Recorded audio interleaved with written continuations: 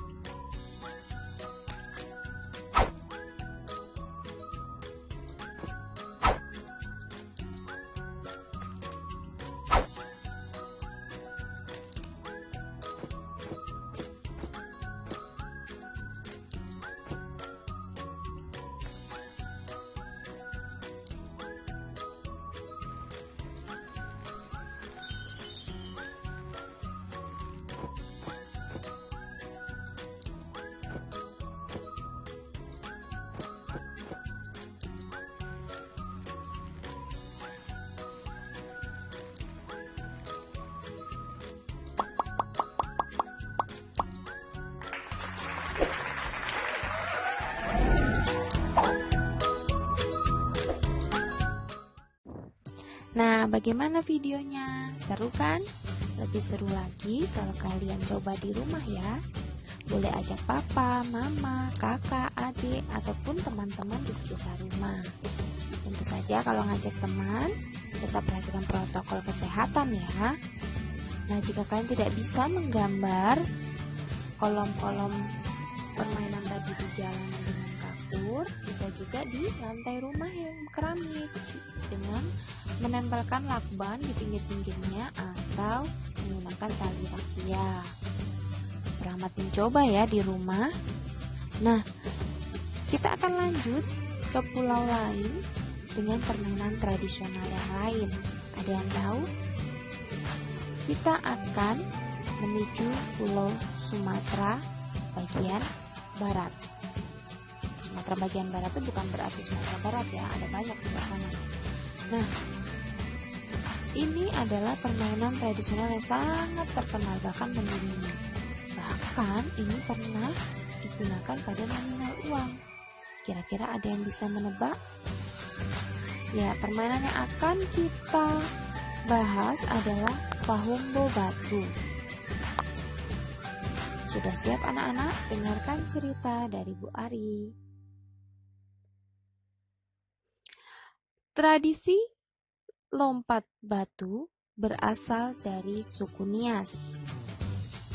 Suku Nias berasal dari Pulau Nias yang terletak di sebelah barat Pulau Sumatera.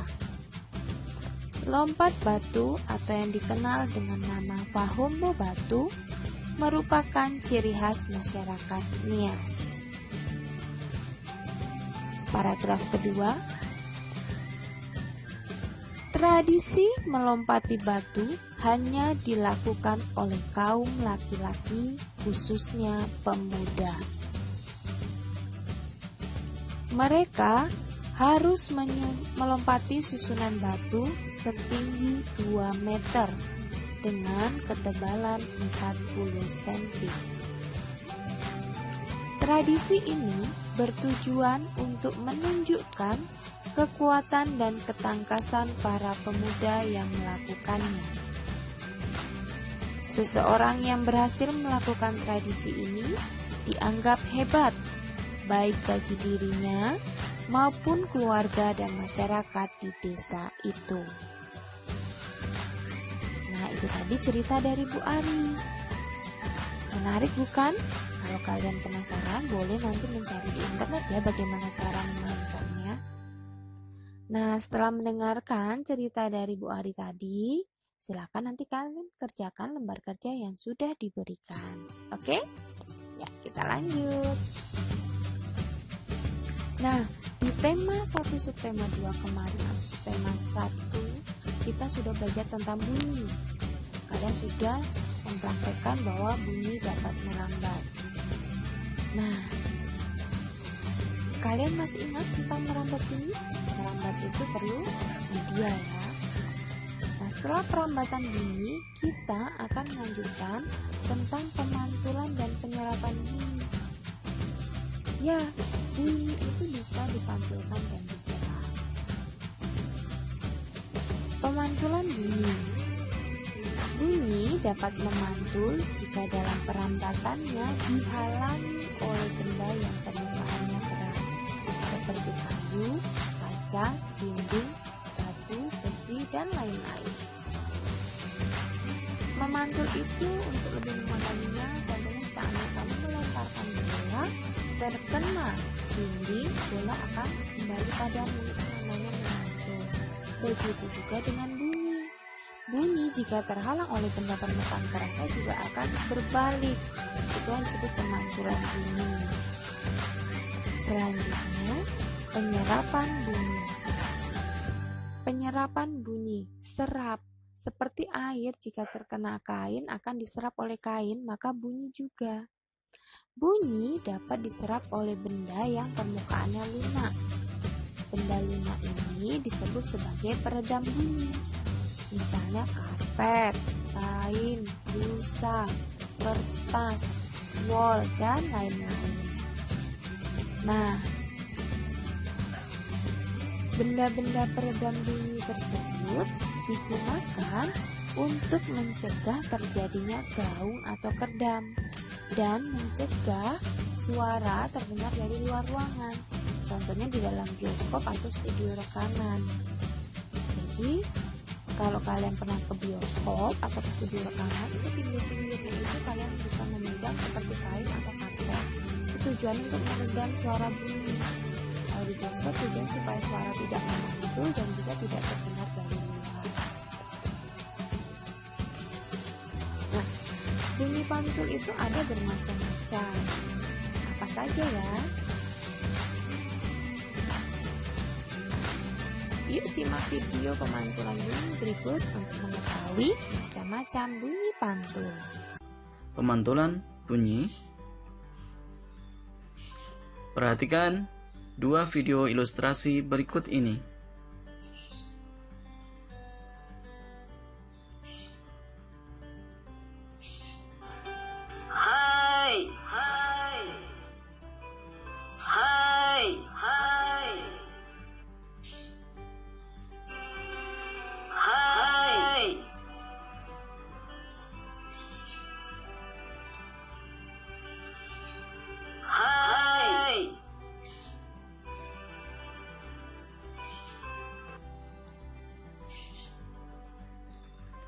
apakah sama bunyi yang dihasilkan pada dua video tersebut?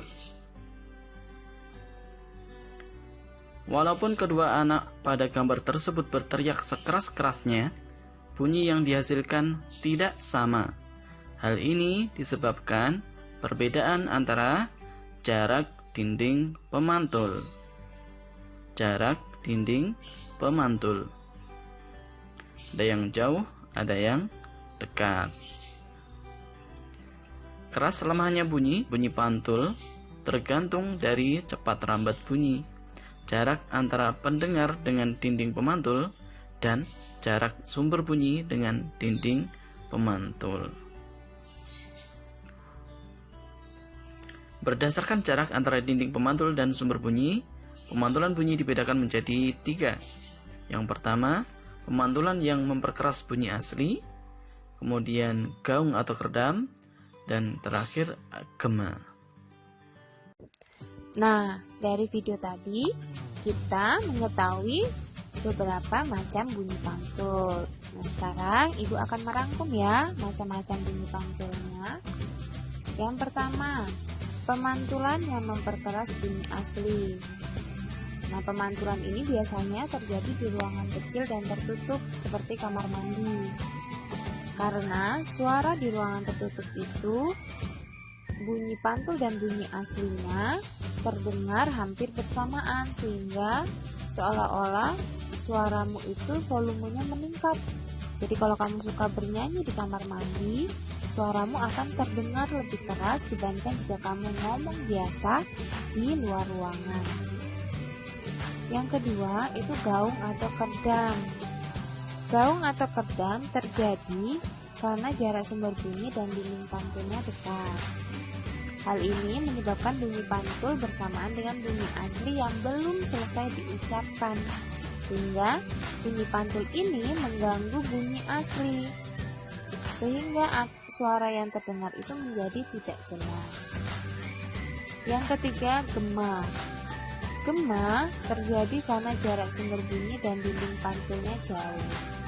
Hal ini menyebabkan bunyi pantul datang setelah bunyi asli selesai diucapkan. Jadi, bunyi pantul yang terdengar itu lengkap sesudah bunyi asli.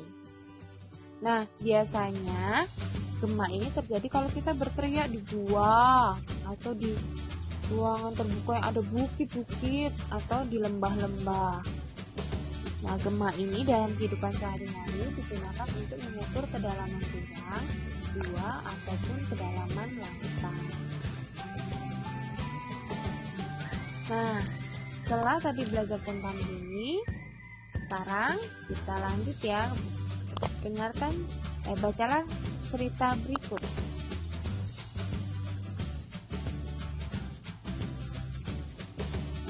Meskipun Siti dan teman-temannya berasal dari daerah berbeda, mereka tetap bekerja sama membantu sesama. Akhir-akhir ini, Bu Mimin, penjual makanan di kantin sekolah Siti, seringkali tampak sedih. Siti memberanikan diri bertanya apa yang sedang terjadi padanya. Bu Mimin bercerita bahwa anaknya sedang sakit di rumah. Bu Mimin tidak dapat meninggalkan kantin sekolah karena ia membutuhkan biaya untuk membayar pengobatan anaknya dari hasil berjualan tersebut. Siti pun menemui teman-temannya dan mengajak mereka berdiskusi untuk membantu memecahkan masalah Bu Mimin. Nah, dari cerita tadi dan materi-materi sebelumnya, kalian kerjakan di dalam LK ya, karena tugasnya sudah Bu Aris siapkan. Jangan lupa untuk mengumpulkannya dalam waktu 24 jam. Sekian pembelajaran kita hari ini. Semoga apa yang disampaikan oleh Ibu dapat kalian pahami. Sampai jumpa di pertemuan berikutnya. Happy weekend!